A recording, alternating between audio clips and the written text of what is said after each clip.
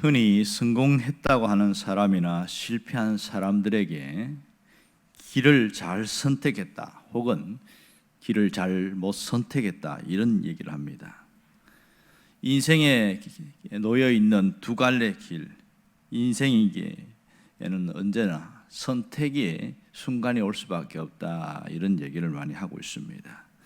오늘 이 시편 1편은 시편 150 전체에서 아주 중요한 시라는 것을 우리가 익히 알고 있습니다.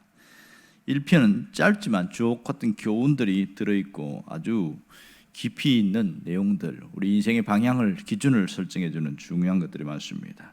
특별히 우리가 길을 갈 때 어떤 길을 갈 것인가 이 부분을 보여주는데 오늘 본문에는 두 길이 나오고 있습니다. 인생의 길에 가는데 두 길에 하나는 좁은 길이어도 하나는 넓은 길이라고 할 수 있습니다. 한 곳은 멸망하러 가는 길이고 하나는 것은 생명으로 이르는 그런 길이 되겠죠. 잠언에서는 두 길을 뭐라고 그러냐면 지혜로운 자의 길과 미련한 자의 길 이렇게 표현합니다. 하나는 망하는 길이고 하나는 생명의 길이다 이렇게 말합니다. 오늘 시편 1편에서는 의인의 길이 있고 악인의 길이 있다 두 가지를 선명하게 이야기하고 있습니다. 5절에 보면 그래서 악인이 가는 그 길 끝에는 심판을 견디지 못하고 죄인들이 의인들의 모임에 들지 못한다 이런 얘기합니다. 6절에서는 분명히 다시 한 번 더 언급하는데 의인의 길이 있고 악인들의 길이 있다 이 얘기를 한 번 더 언급을 하고 있습니다. 자, 5절에서 보면 그러므로 이렇게 시작하는데요. 이 접속사는 앞에 있는 행동의 결과로 이런 뜻이거든요. 악인들은 그렇지 않으며 이렇게 그것에 대해서 그러므로 이렇게 이야기합니다. 자, 악인은 의인과 같지 않고 복 있는 자의 길로 가지 않는다 이런 뜻이 되겠죠. 악인의 길은 말씀의 빛이 비추어지지 않는다 이렇습니다. 그러므로 악인들은 심판을 견디지 못하며 무슨 뜻입니까? 악인들은 스스로 자신의 심판 가운데로 걸어 들어간다 이 뜻입니다. 심판 가운데로 그렇게 들어간다. 자신이 한 일이 모든 것이 키질할 때에 다 드러나듯이 백일하에 드러난다 이런 얘기 되겠죠. 그리고 죄인들이 의인의 모임에 들지 못한다 이 말은 죄인들은 의인의 모임에 함께 할 수 없다 이런 뜻입니다. 자, 흙과 백이 서로 함께 할 수 없는 것과 같고요. 물과 기름이 함께 섞일 수 없는 것처럼 죄인과 의인은 살아갈 때는 같이 있을 수는 있지만 마지막 심판 앞에서는 절대로 같이 갈 수가 없다. 다른 길로 갈 수밖에 없다. 그 얘기하고 있습니다. 결국은 죄인의 길과 의인의 길은 서로 격이 다르다. 이 얘기를 하고 있는 것이죠. 마지막 심판의 날에는 철저하게 분리될 거기 때문에 결단코 함께 할 수가 없다는 겁니다. 그러면 여기에 앞에는 죄인이 나오고 또 악인이 나오고 이게 무슨 뜻일까요? 죄인과 악인은 사실은 동일한 인물입니다. 그런데 굳이 죄인이라고 말하는 이유는 죄를 짓고 사는 것이 익숙한 사람이다. 그래서 죄인이라고 말하고 있습니다. 죄인도 악인처럼 역시 하나님을 거절하고 하나님의 뜻대로 살지 않습니다. 이 죄인의 결말은 심판이 있을 뿐입니다. 여러분, 우리가 이 의인의 길은 열매를 맺는 길이지만 악인의 길은 철저한 심판만 남아있다는 것을 알고 있습니다. 그러면 악인이나 죄인이 심판을 받는다는 것은 무엇을 말해주고 있습니까? 이것은 말씀을 거부하고 자기가 하고 싶은 대로 자기 마음대로 산 결과가 얼마나 참혹한가, 얼마나 비참한가를 보여주고 있다는 겁니다. 부패한 본성대로 따라 살아가면 그 자체가 심판을 당한다는 뜻입니다. 그런 거 아니겠어요? 사람이 한두 번 거짓말을 할 수는 있는데 매일매일 거짓말하고 살아가면 그것은 결국은 탄로가 날 수밖에 없고 그 자체가 사람들로부터 배척당하는 것이 심판이라고 할 수 있겠지요. 자, 오늘 본문은 악인의 길로 가면 비참한 운명이 우리에게 기다리고 있다는 것을 말하고 있습니다. 하지만 그들과 다른 길, 의인의 길로 가는 자들은 죄와 가까이 하지 않고 죄를 짓는 자들을 경계하며 살아야 된다. 이 부분을 보여주고 있는 것이지요. 여기서 길이라는 것을 잘 기억해야 됩니다. 길이 무엇일까요? 이 길은 삶의 방향, 목적, 방법을 이야기합니다. 또 다른 말로는 삶의 발자취, 삶의 흔적, 이것을 길이라고 말합니다. 그러면 악인의 길이라는 것은 악인이 살아온 삶의 발자취, 발자국, 흔적을 말합니다. 의인의 길이라는 것은 믿음의 사람들이 살아온 신앙의 발자국이요, 신앙적인 삶의 모습입니다.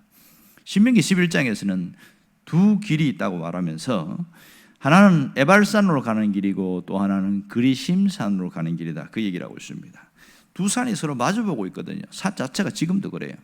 그리심산은 햇빛이 굉장히 잘 들고 비옥한 땅이고, 에발산은 옆에서 햇빛이 잘 안 들고 상당히 척박한 땅이었습니다.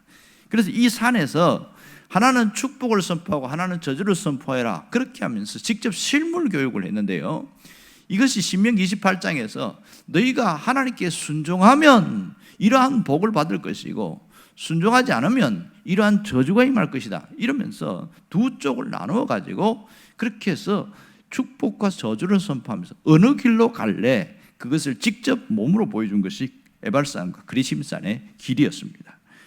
거기서 아멘을 하게끔, 아예 저주를 선포할 때도 아멘을 하도록 그렇게 했던 적이 있습니다.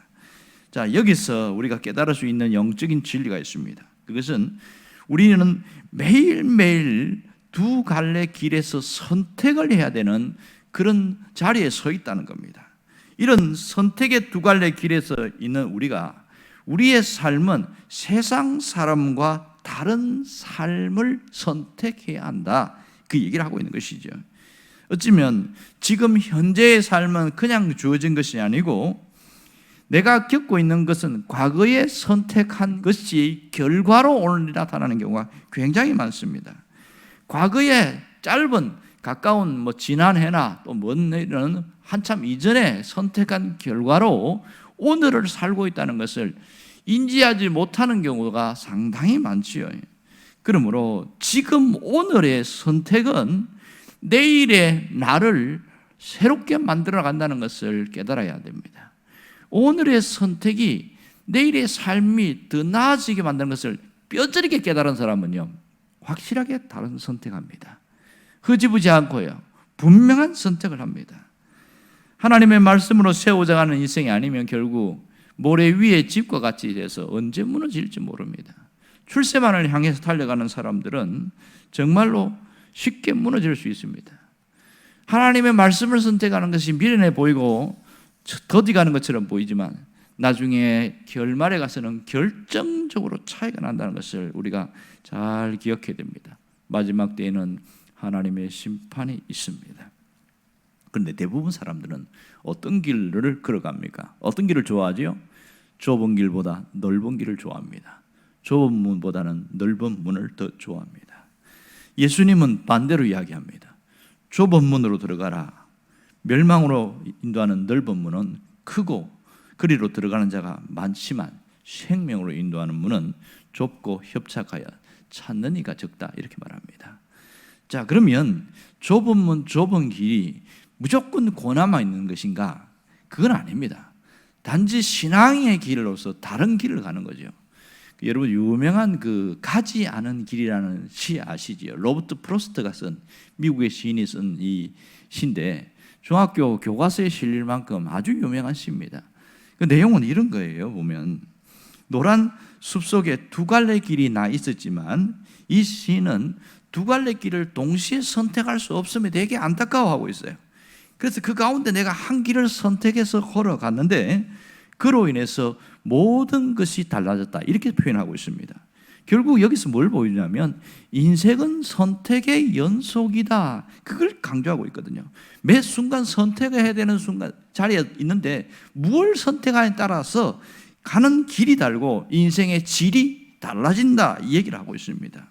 의인은 의인의 길을 가고 악인은 악인의 길을 가게 되어 있습니다. 오늘 하나님은 우리가 어떤 길을 가기를 원할까요? 복된 인생, 복된 길을 가기를 원하고 있습니다. 언제나 우리의 삶의 끝을 생각하면서 오늘을 살아가는 것, 그것이 지혜로운 사람의 모습이 아니겠습니까? 인생의 끝은 항상 있는데 가장 미련한 사람은 살아보고 내가 이리 살았으면 안 되는데 후회하는 사람이 제일 미련한 사람입니다. 잠언은 그렇게 이야기하고 있거든요. 지혜로운 사람은 이미 끝이 어떻게 될 줄 알고 지금 터닝하는 거예요. 방향을 바꾸어 나가는 사람, 이 사람이 굉장히 지혜로운 사람이다, 이렇게 이야기합니다. 마지막 심판이 있다는 것을 많은 분들은 알고 있습니다. 그런데요, 이런 것을 얘기하면 꼭 하나님에 대해서 오해를 하는데 두 가지 오해를 합니다. 하나님이 사랑의 하나님인데 왜 지옥을 만들었느냐? 두 번째, 하나님은 심판을 즐기시는 것 같다, 이런 얘기를 하는 거예요. 정말 그럴까요? 하나님은 어떤 분이십니까? 하나님은 자비로우신 하나님이십니다. 본래 지옥은 인간을 위해 만든 것이 아니고 타락한 천사들을 위해서 만든 것인데, 그 천사, 타락한 천사인 사탄이 인간을 유혹해서 죄짓게 만들어서 가게 된 것이 지옥이었습니다. 그렇다면 하나님이 원하는 것은 인간이 지옥 가는 게 아니라는 것을 알아야 됩니다. 또 하나는 인간을 심판하는 것을 절개한다고 하는데 그것은 어마어마한 착각입니다.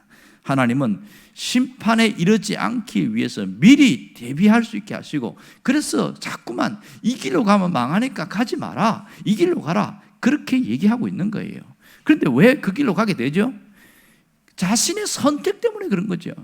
하나님은 자비로우신 하나님이라서 우리에게 선택할 수 있는 그런 자유의지를 주었다는 것, 이게 최고의 선물이요, 특권입니다. 그걸 잘못 쓰기 때문에 문제가 되는 것이지요. 여러분, 우리가 기억해야 될 것은 마지막 때에는 분명히 심판이 있습니다. 선악간에 하나님이 심판하신다, 이렇게 이야기합니다. 믿는 자는 상급의 심판이 있고 불신자에게는 저주의 심판이 있습니다. 분명한 것은 종말의 때에 심판이 옵니다. 양과 염소의 비유나 달란트 비유나 열처녀 비유는 모두 종말의 때를 이야기를 하고 있습니다. 그렇다면 살아있을 때에 심판은 없을까? 있습니다. 신자가 악인처럼 살고 죄인처럼 살아갈 때, 살아있을 때 심판이 있어요. 그것은 우리 삶에서 무의미한 삶으로 살아가는 것, 이게 살아있을 때 심판입니다. 자기가 살아간데 삶을 살면서 갑자기 허무한 생각이 들고 내가 왜 이렇게 무가치한 삶을 살았을까? 그러면서 자기 인생을 후회하고 또 후회하는 그런 사람을 굉장히 많이 봤습니다. 병상에 있으면서 내가 이렇게 몸이 빨리 망가져서 죽을 줄 알았으면 차라리 건강관리하면서 내 건강관리를 위해서도 좀 돈 좀 쓰고 할 걸 왜 이렇게 돈을 모으는 데만 아등바등 했을까? 그러면서 후회하는데 이미 끝났지요. 마지막에 후회하는 사람은 제일 미련한 사람이라고 잠언은 그렇게 얘기하잖아요. 여러분, 돈을 많이 벌어도 써야 할 목적이 분명하지 않다면 돈 벌고 난 다음에 허무해진다, 이런 얘기합니다.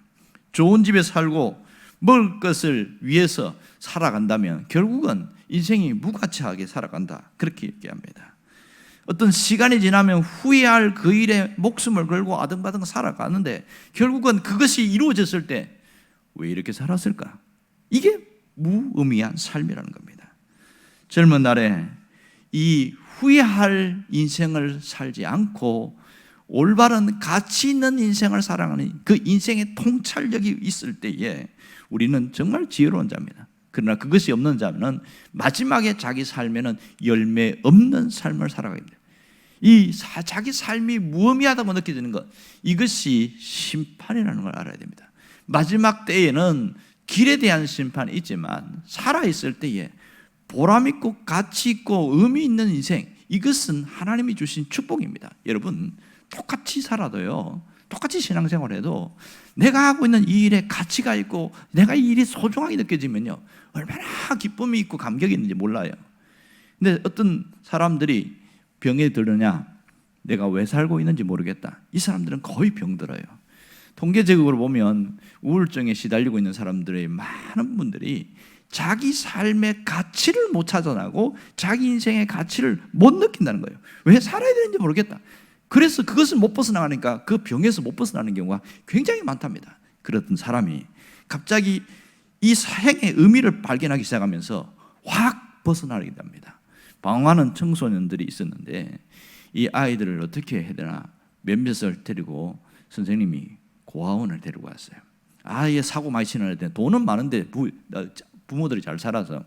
그래서 가서 그 난생 처음 고아원 가가지고 거기서 아이들 뭐 심부름 해주고 그렇게 하면서 이 애들 보니까 얘들은 태어날 때부터 부모가 없는 거예요.